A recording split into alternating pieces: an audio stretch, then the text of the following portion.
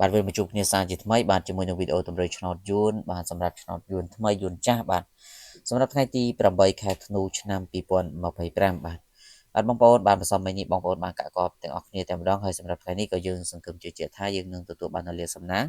បាទត្រូវឆ្នោតទាំងអស់គ្នាបាទអញ្ចឹងបងប្អូនក៏កុំភ្លេចជួយចុច follow page ចុច like ចុច share ទាំងអស់គ្នាដើម្បីទទួលបាននូវលាភសំណាងបាទអញ្ចឹងកុំឲ្យខាតពេលយូរយើងចូលទៅកាន់តម្រុយតែម្ដងបាទសម្រាប់ឆ្នោតយួនថ្មីម៉ោង10កន្លះបាទសម្រាប់ថ្ងៃទី8នេះ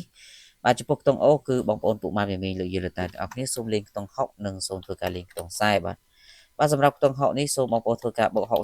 65លេង A B C D រីឯខ្ទង់40វិញគឺយើងយក44 47បាទសម្រាប់ធ្វើការផ្សងសំណាងបាទហើយសម្រាប់ម៉ោង1កន្លះថ្ងៃនេះក៏ដូចជាថ្ងៃម្សិលមិញគឺយើងមានលេខល្អ2គ្រាប់ចែកជូនទៅកាន់បងប្អូនបាទសេវាត្រឹមតែ50000ទេលេខលេខ4ប៉ុស្តិ៍បាទA B C D បាទចាំបងប្អូនចង់បានលេខអាចធ្វើការឆាតចូលពេកទាំងអស់គ្នាបាទសម្រាប់ម៉ោង4កន្លះក៏ដូចគ្នាគឺយើងមានលេខល្អ2គ្រាប់លេខ4ប៉ុស្តិ៍សេវា50000អញ្ចឹងបងប្អូនបាទឆ្នោតចិញ្ចឹមទៅយកសេវាអញ្ចឹងសម្រាប់អ្នកដែលចង់បានលេខល្អអាចធ្វើការឆាតមកយកបានបាទសម្រាប់ម៉ោង6កន្លះវិញគឺសូមបងប្អូនធ្វើការលេងខ្ទង់40និងលេងខ្ទង់8បាទបាទចំពោះខ្ទង់8គឺសូមធ្វើការបុក8គាត់81បាទ8គាត់និង81រីឯខ្ទង់40វិញ